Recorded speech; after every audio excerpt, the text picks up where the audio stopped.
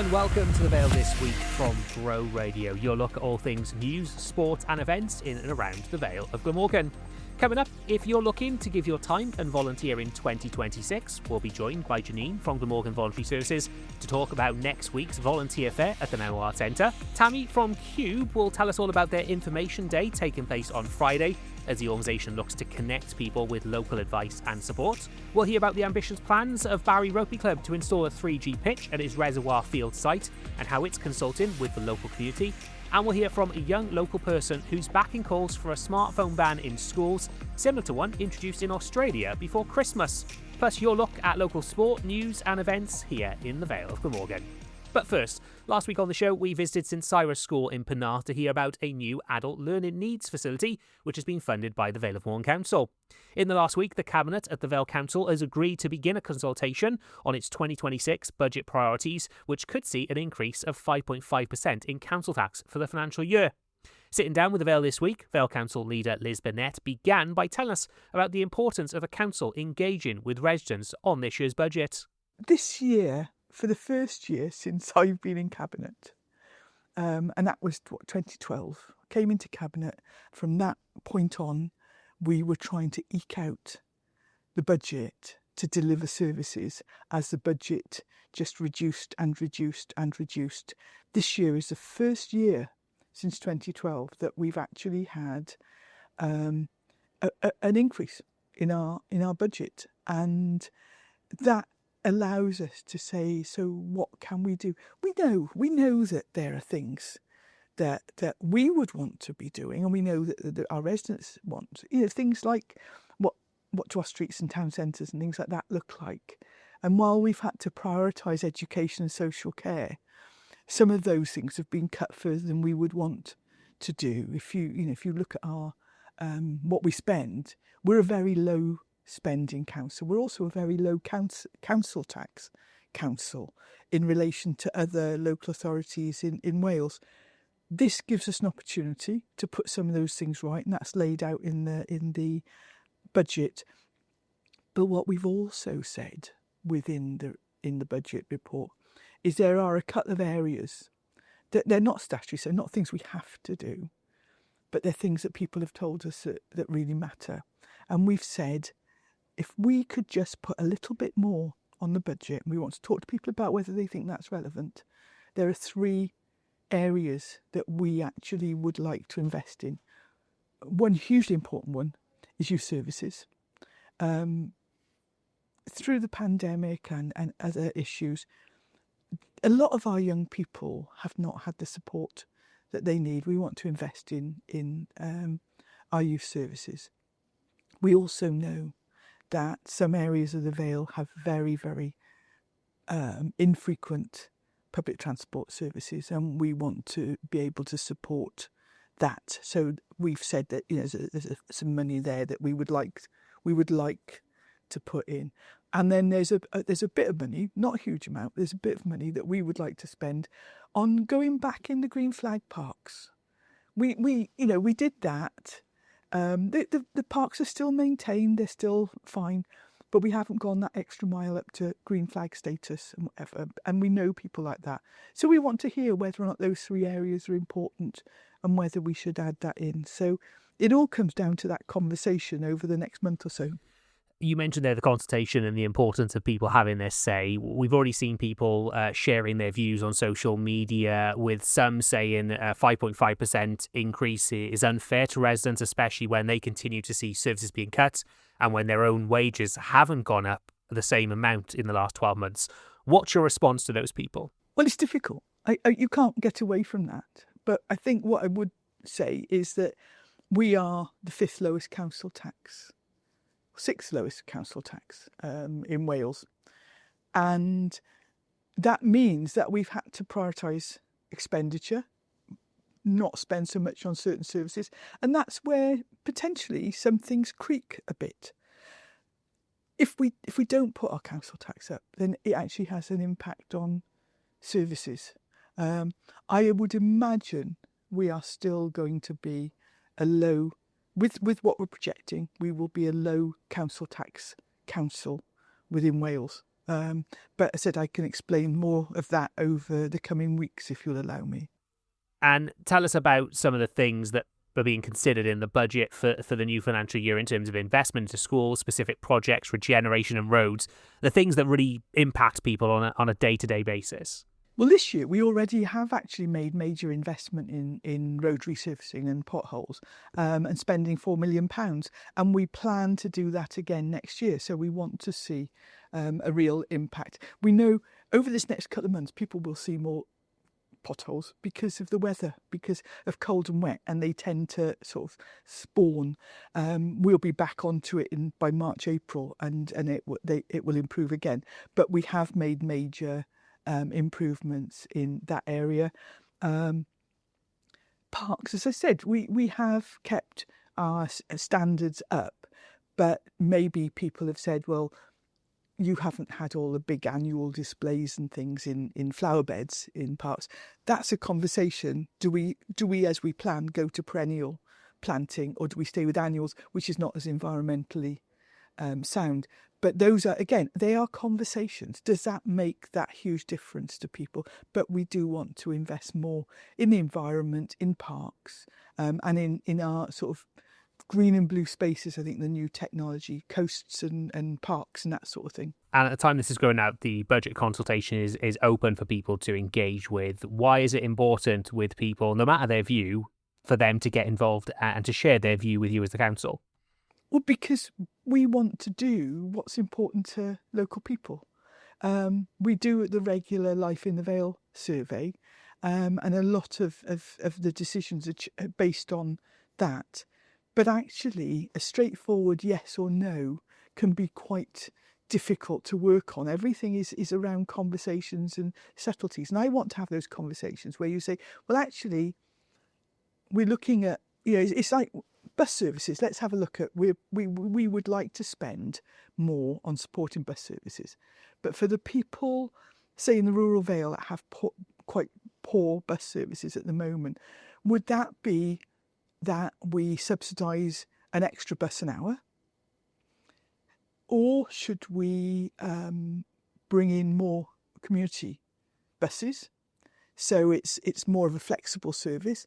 Or should we do something like we've done in Dinas Powys, where we provided a vehicle that is available in the mornings to take people to the surgery, for GP appointments, and in the afternoon is available for community transport? I don't live in the rural Vale, so I don't know what is best for the people who live there. So only by the conversation with them. And so if people said, actually, we think you ought to invest more in community transport, that's great. So now let's sit down and have a look at what that can look like and how that best serves them. And these are conversations we should have on so many areas. And that's why we want people to talk to us. So there are lots of community organisations, there are lots of meetings and in community halls and whatever. We can get people out to come and have that conversation. And as much as I can escape the office, I'll do that too. So, we really do want to talk to people. And the Vale of Glamorgan Council is currently consulting on its budget for the 26-27 financial year. You can take part in the consultation up to the 13th of February at participate.valeofglamorgan.gov.uk/budget or search for Vale of Glamorgan Budget Consultation online. Now let's have a look at some of the top local news stories from the past 7 days with Austin Sparks. A decision on whether to expand a wood processing plant in Barry has been delayed again. Vale of Glamorgan Council says it needs more time to consider objections to the site on Wimborne Road. Councillors voted against the plans last September, despite the application being recommended for approval. A Barry man has been charged with assaulting 2 police officers. Ben Wannell was arrested following an incident on St Julian's Close in the early hours of yesterday. The 24-year-old was due to appear in court yesterday. South Wales Police said it would never tolerate violence against its officers. The owner of a former trampoline park has avoided jail for breaking food hygiene laws. Inspectors gave Super Jump in Cardiff Bay a 0 rating after finding evidence of black mould, cross-contamination and poor handling of food. Philip Booth had already been given a suspended sentence for multiple health and safety breaches. His company went into liquidation last summer. Plaid Cymru has won a by-election on St Athan Community Council. Lloyd Wiltshire took the vacancy after defeating Reform UK's Michael Wood by 223 votes to 189. Next month could see 3 council by-elections on the same day in Penarth, St Effan and St Nicholas, with nominations closing on Friday. And finally, 5 street cleaning teams are set to be up across the Vale of Glamorgan. The County Council says it's investing in its street scene project after getting extra money due to the high recycling rates. The revamped operation, due to launch this spring, will also see street sweepers return to Penarth, Llantwit Major and Cowbridge. You're listening to The Vale this week from Bro Radio. Now, how safe is your child with a smartphone? Do you know what kind of content they're viewing or who they're talking to? The question of how to keep youngsters safe online has led to growing calls for extra safeguards. Just before Christmas, Australia hit the headlines by banning under-16s from using social media. Now the UK government's considering a similar move, with Technology Secretary Liz Kendall insisting those against a ban will be heard. They worry about letting online platforms off the hook, that a ban would simply push harms further underground, and above all, that it could stop children from using the positives of social media, like connecting with like-minded people and getting peer support and trusted advice. And they're being backed by one man from the Vale who's been dealing with years of trauma after he saw a violent video. This report from Gareth Joy contains descriptions you may find upsetting. I felt really happy. I was looking forward to just experiencing what secondary school was going to be like. Fraser McKenna was 12 years old when he moved to a new school. The COVID pandemic had already affected his mental health, and he was looking forward to a new start. And I was with a group of friends, and I was by this post on my phone, and I turned around to see one of my mates, or a couple of my mates, saying, "Oh, have a look at this video, have a look at this video." And as I turn around, phone gets shoved in my face, and it's a man blowing his head off, and the whole video from that point was ingrained in my head for years to come, and it would torment me. And I would struggle with my mental health so much more than I originally was because of that one video, that few seconds I got shown that video, and it ruined a good part of my life that I could spend being happy. That clip of a man committing suicide lasted mere seconds, but for Fraser, it was the start of a personal downward spiral which went on for years. I felt embarrassed if I were to bring it up, and embarrassed to express the fact that this has really upset me, even though the people who are watching the video or showed me the video think it's funny. I found it very difficult. I was very irritable. I'd get in arguments a lot with my parents. I would find it very difficult to maintain friendships and understand their perspective on things. And I had to suck it up, and I had to stick by this group of people that had shown me this video for these years going on until I finally spoke up about it.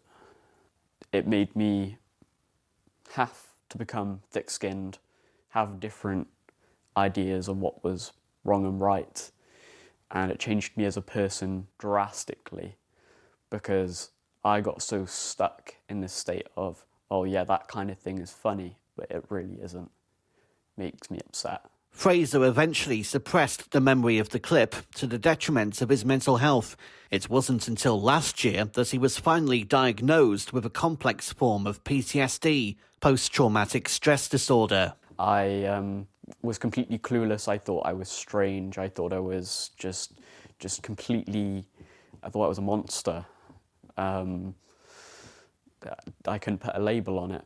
So I went in and I sat down there, and he asked me, "Oh, what do you think it is?" I listed it. I thought I had bipolar, a few other things, and after a bit of talking, he finally said, "You have complex PTSD disorder," and that was the moment I realised it really was the video at fault here. And I felt so relieved to know what the original issue was. Fraser's story is far from an isolated experience, according to experts such as Dr. Emily Samar, a child psychiatrist with the NHS. There are a lot of children that have not come forward and maybe not sought help. And it's devastating to see. They may have missed out on education, they've missed out on life opportunities, missed out on learning, family relationships are affected. Last year, a Senedd committee said there was no clear-cut call on whether to bring in an outright ban on smartphones in schools. A report accepted growing concerns that the negatives outweigh the positives is a compelling argument, but it preferred restrictions to be set down by teachers. This week, Cllr Council in Mid-Wales suggested not giving a phone to a teenager until they're 14 and keeping them off social media until they're 16. One group which advocates a blanket ban is Generation Focus, but even their co-founder, Charlotte Ashton, admits it's difficult to know where to draw the line. This is a really difficult challenge. Making the internet safe for children is going to take a lot of different approaches, but the thing that we can do now is genuinely remove them from schools. And what we're seeing in the small minority of schools that have done that is that the incoming cohorts of year 7s, more and more of them just don't have a smartphone in the first place. Because as soon as school says no, parents feel encouraged and empowered to say no at home because the peer pressure is removed. I've got a daughter who's 11. She's gone off to year 7 with a brick phone, a simple call or text only phone, which keeps her safe on the journey. She walks by herself to school. It keeps her safe on that journey. She can phone me or the emergency services if there's a problem. That's all that children need, and we need to make it the norm for them not to have these devices because they're not safe in their current form and they are routinely exposing children to material they are not developmentally ready to handle. I don't think any of us adults are ready to handle some of the stuff that they're seeing. But after years of struggle resulting from viewing mere seconds of graphic video, Fraser McKenna is in no doubt about where he stands on the debate. There's laptops, so much technology in schools today. You don't need phones in school. It's unnecessary. And especially in the hands of young people who can be, in some cases, naive and irresponsible, can look these things up, click of their fingers, and expose someone to it is extremely dangerous and is detrimental to a lot of young people's lives. School is for education, learning new things, meeting new people, having a laugh with your friends, having a good time. It's not about watching messed up things on the internet. And bullying is always going to happen. And there's so much we can do about it. And phones should be taken away from schools in order to that actually make any difference. Fraser McKenna was speaking to correspondent Adele Robinson from Sky News. And if you've been affected by any of the issues raised in that report, you can call the Samaritans free anytime on 116 123 or email joe@samaritans.org. That's the Samaritans on 116 123 or joe@samaritans.org. Still to come on The Vale this week, we'll find out about ambitious plans for a new 3G pitch at Barry Rugby Club. But first, time for sport. And with news of cup action for Lantern Major and Six Nations call-ups, here's Gareth Joy. Thanks, Nathan. And whatever's happening behind the scenes at the WRU, the key thing for Steve Tandy's Wales will be to banish the unwelcome memory of back-to-back wooden spoons. It's a 38-man Six Nations squad, which includes the return of Mason Grady after more than a year spent mostly on the sidelines. The head coach is excited by the Barry-born centre's return to international rugby. Seeing him back up and running, the way he's chasing kicks at the minute, the way he can bump people, the way he can go beyond it, he's quick as well as being big. And it's not as if they're the finished article. There's lots of things for him to grow and build on through the environment, so it's exciting for us. Penarth's Louis Rees-Sammet is hoping to build on the 2 tries he scored in November, so long as he recovers from a head blow he picked up while playing for Bristol Bears. But there's no place for Evan Lloyd, who seemingly fell out of favour just as Warren Gatland called it quits midway through last year's championship.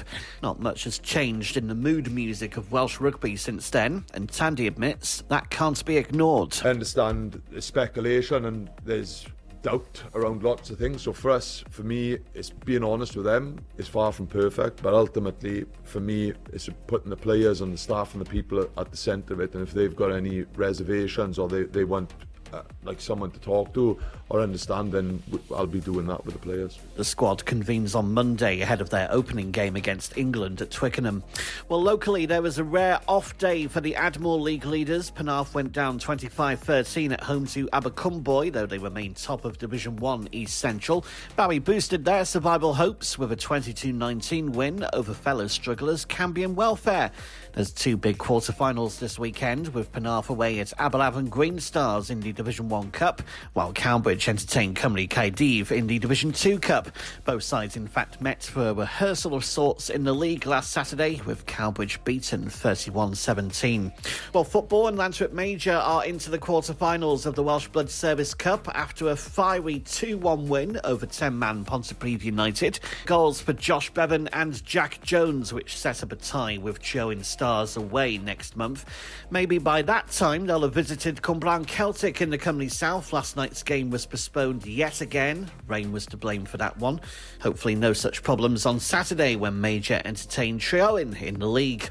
Meanwhile, Barrytown United are resting up for the start of the Cymru Premier's Championship Conference this weekend. They kick off on Saturday by visiting league leaders the New Saints, while Barry Ladies resume their Adran Premier campaign with a trip to Swansea City in their final game before the league split. Don't forget, Mike Fowler is here for a full roundup on Monday Night Sport at 7, or you can get the latest anytime at broradio.fm and on the Bro Radio app.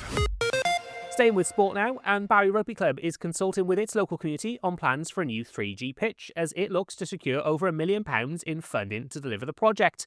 Mike Fowler from Monday Night Sport has more. Barry Rugby Club have launched an ambitious project to build a 3G pitch at its Reservoir Field site in the hope of delivering a significant long-term asset for Barry. Mike Morgan is the Director of Rugby at Barry RFC and has told us about the potential impact a 3D pitch could have for the club and local community. Having a 3G pitch here, it's a complete game changer. It means that rugby is accessible all year round. No more calling off for muddy pitches or bad weather, etc. So everyone from creche right the way through to seniors will be able to train and play all week long. Consistency allows for not just consistency to participate, but consistency in player development.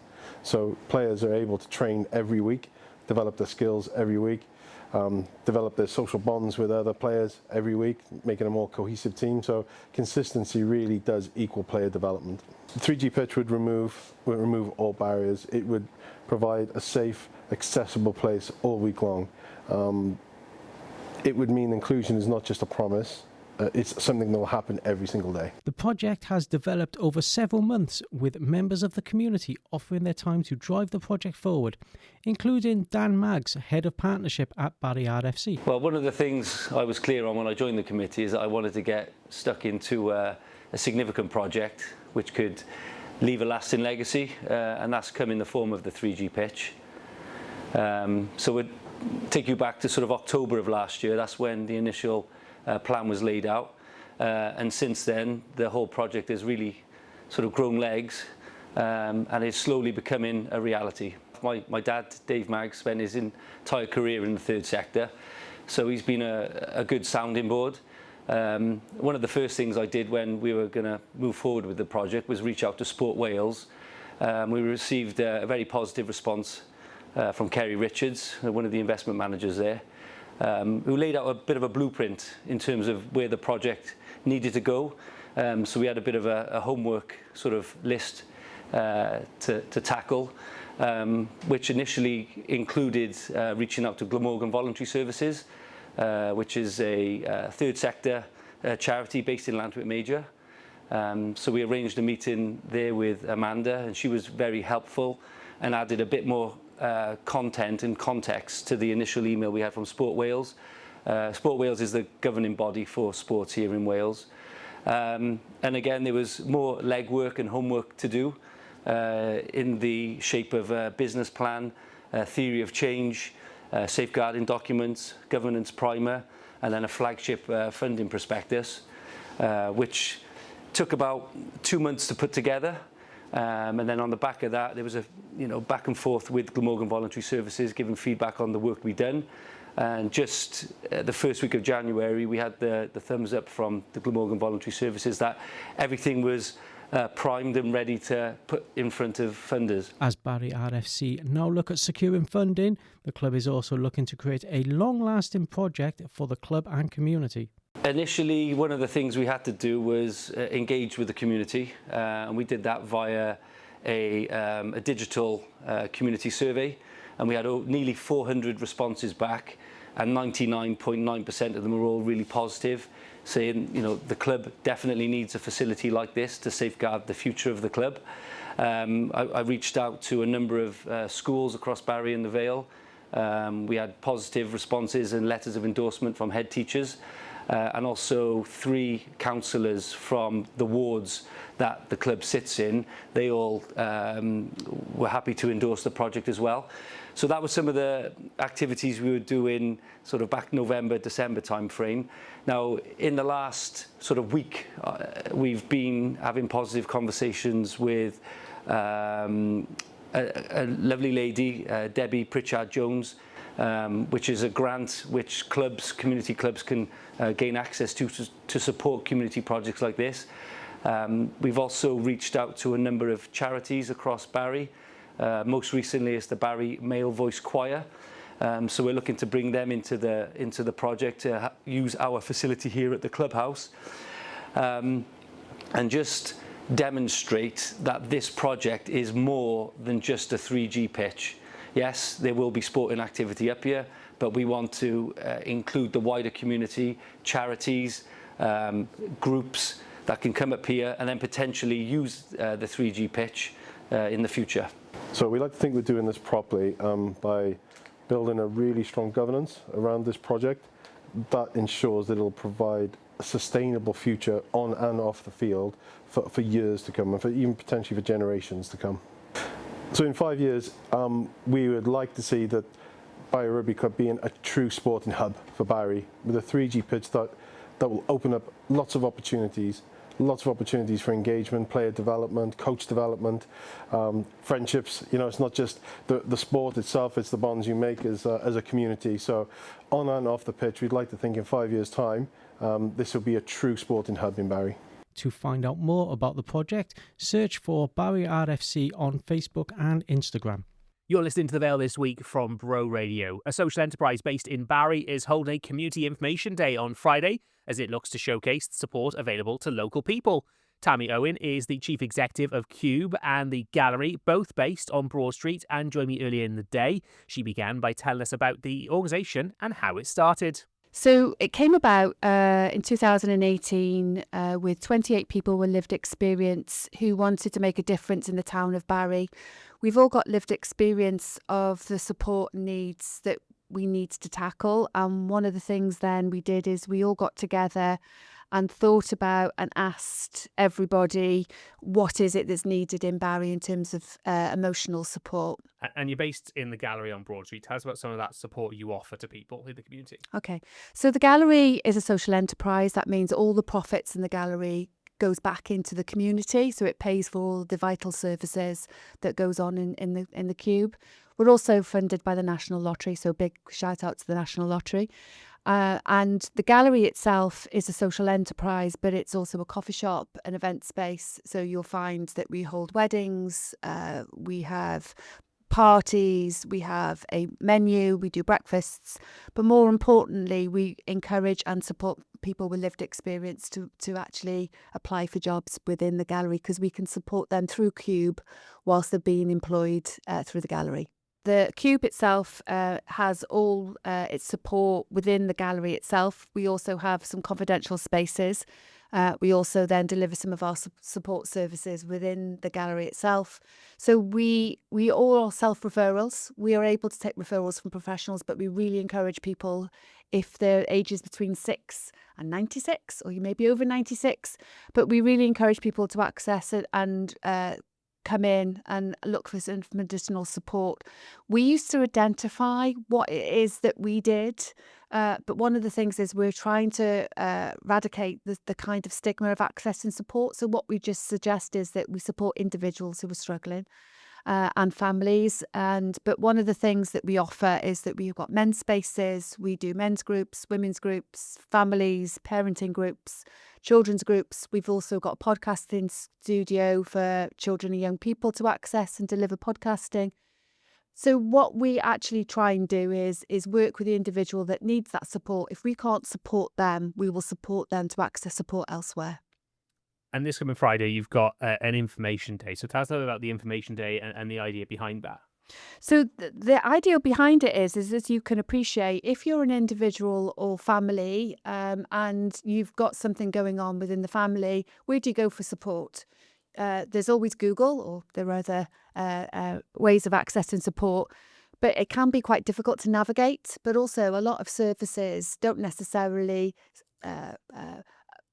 are easy accessible. And one of the things that I know that I struggle with as a chief exec is that if I'm looking to signpost somebody, unless I know there's an organisation out there, who do I support to? And families have got different needs. So if we're supporting the whole family, they all might need a different service elsewhere. At the gallery and for Cube, we try and support everybody all under one roof, but sometimes somebody might need some additional support. So one of the things that we're trying to tackle is, one, we need to be more open and transparent about what support is out there. Secondly is sometimes some small organisations actually quite work in silos. What we mean by working in silos is that we may know some great organisations out there, but they may not be on social media, or it may be through word of mouth. And one of the things that we've identified working in Barry is there's some great organisations doing some great things. We should be celebrating what they do. So every year, so October last year, we did a symposium, which we asked the community to come on board, but we asked lots of professionals and other services to come in to listen to what Cube does. And a natural thing for us to say is, let's celebrate what other great support services are available within Barry and the Vale that people can access. So it's taking place this Friday at the gallery on Broad Street. Tell us the details for anyone who wants to come along and maybe find out more and access the support. Okay, so not only is it free, you can also get a free tea and coffee, and I think someone told me there may be some biscuits. So I mean, so it may be something that you might attract you to. But what I want to give a great shout out is that it's a free information day at the gallery. Doors are open at 10 o'clock. If people want to come a little bit earlier, they're more than welcome to. We're open from 9:30. It's going to be finishing at 1 o'clock. But there are going to be lots of stall holders. So at the event, I have a long list. So we're going to have community safety. We're going to have neighbourhood watch. We're going to have South Wales Police, and they're coming to talk about scamming. And one of the things that are going to be talking about is the different scams and the tools and techniques that people use. I actually saw these two gentlemen do a presentation about 3 months ago, and they were using language, and I thought I knew about the internet that I didn't know about. So we're talking about how people get your internet passwords. So they're going to be doing a bit of a presentation, and I think they're going to be about 11 o'clock. We've got Loan Shark Wales are coming. We've got Early Years Wales. We've got Canard, Cardiff and the Vale, Homestead, Foster Wales, Healthy Living, Havard, Victim Support, New Pathways, Victim Focus, RNID, Vale Parenting, and ourselves, Cube, will be there as well. So there's lots of different organisations there that'll be having leaflets explaining about what they do and giving any advice and guidance that they could possibly can in a very short space. And Cube's Information Day takes place at the gallery on Broad Street in Barry this Friday, the 23rd of January, from 10 a.m. till 1 p.m. You're listening to The Vale this week from Bro Radio. Still to come, Poppy's got a roundup of what's going on in and around the Vale of Glamorgan. But first, she joins us to look ahead to next week's GVS Big Volunteering Fair. If you're looking to give some of your time to support a local voluntary organisation in 2026, then there's a great opportunity to do so next week. Here's Poppy with some more. The GVS Big Volunteering Fair is set to bring together 40 voluntary organisations from across the Vale of Glamorgan to Barry's Memo Arts Centre on Wednesday the 28th of January. We spoke to Janine Richardson, Volunteering Development Officer at GVS, to find out more. For anyone who doesn't know, tell us about the work of GVS. So GVS, we are a county voluntary council. We promote volunteering across the Vale of Glamorgan. We also support the third sector, so we work with good governance within organisations, helping set up policies, constituted groups, charities, etc. And we also provide other services such as printing, leaflet, poster design, etc. Next week, you'll be hosting the GVS Big Volunteering Fair. Tell us a bit more about the day. So the Big Volunteering Fair is our biggest event, our biggest volunteering event that we host throughout the year. It is to promote the work of charities. So we have over 40 organisations attending, all to promote and recruit volunteers. GVS will also be there, so if the public don't find anything they like from the stands, then they can come to us and we can talk about the other hundreds of opportunities that we promote across the Vale of Glamorgan. What type of organisations will be there, sharing their work and opportunities? Okay, so we have organisations that provide some outdoor conservation, outdoor volunteering opportunities. There are organisations supporting older people, befriending, campaigning. We have an organisation where you would make memory boxes for children. The range is quite vast. And all those organisations will be promoting the opportunities that we promote for them, as well as any that they might have extras that they bring along on the day. Why do you think volunteering is important, and how can it benefit the person giving up their time to support an organisation's work? So volunteering is a fantastic way for people to get involved for a variety of reasons. It could be to gain confidence, improve health and well-being. It could be to enhance the CV if you're looking for jobs. It can also be to build on social networks. So if people are socially isolated, it's a fantastic way to get out there and meet new people. And it can also be just to add plain structure to your day. How can people find out more about the Volunteer Fair and come along? So we are at the Barry Memo Arts Centre on Wednesday the 28th of January. We are there 10 o'clock until 2 o'clock. There is no charge. It's a free entry. There's lots of tea and coffee and biscuits. And we are waiting to speak to you. And how can people find out more about the volunteering fair next week? Come along, but also find out more about volunteering more widely. So if you contact Glamorgan Voluntary Services, telephone number 01446 741706, or you can email volunteering@gvs.wales.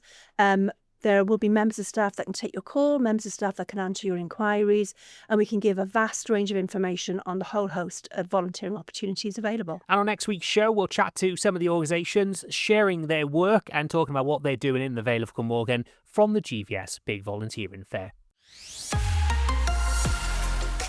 Right now, Poppy is back having a look at what's going on in the Vale of Glamorgan over the next 7 days. The world's favourite Liverpool-born tribute to the Beatles are coming to Barry's Memo Arts Centre on January 23rd. With more than 600 appearances in their 10-year residency at Liverpool's legendary Cavern Club, fans can look forward to hit-packed evening from the Mersey Beatles.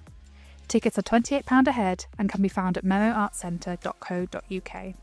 Alternatively, the box office number is 01446 738 622.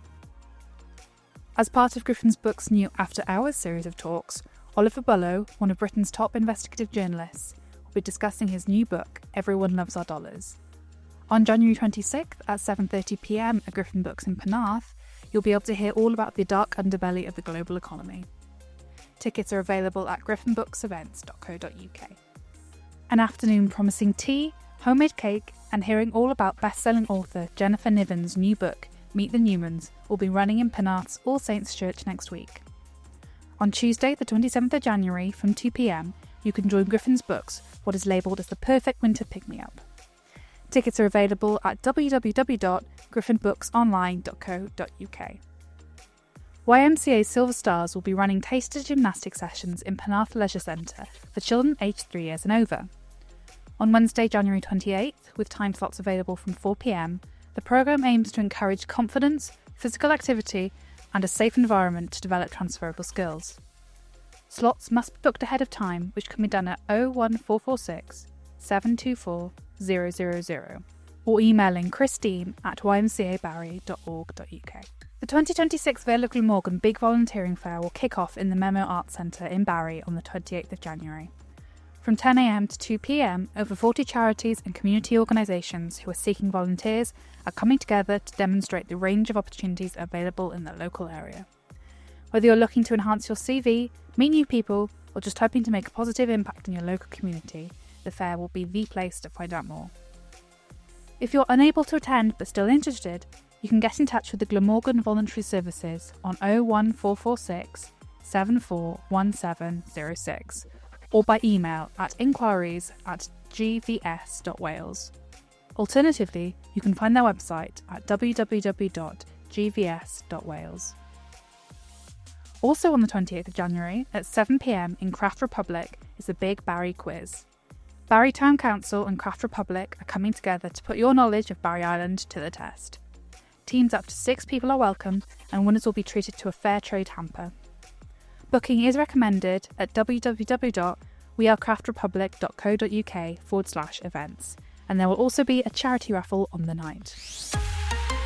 And that was the Vale this week from Bro Radio. Among our stories next week, we'll be talking about developments around the Barry Plan for Neighbourhoods, which is set to see £20 million invested in Barry over the next 10 years with its chair, David Stevens, and Vale of Glamorgan MP Kanishka Narayan.